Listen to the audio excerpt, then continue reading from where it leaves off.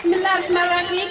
اولا كنبغي نقول هذا الجمهور الكريم ان حركه 20 فبراير كتوصل الصوت ديالها لجميع السلطات وجميع الناس والراي العام بصفه عامه، وكنشكرها لانها وقفت معنا حتى خرجنا الحارسه ديال الشهيد على الفعل اللي دار ولدها في وليداتنا وسط المؤسسه واثناء الدراسه.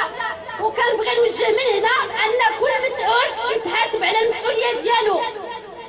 وشكرا، الله يجازيهم بخير، وقفوا معنا الله يجازيهم بخير، والتحيه الاداريه ل 20 فبراير. شكرا وتحيه للمراه المغربيه من طنجة حتى للهويله.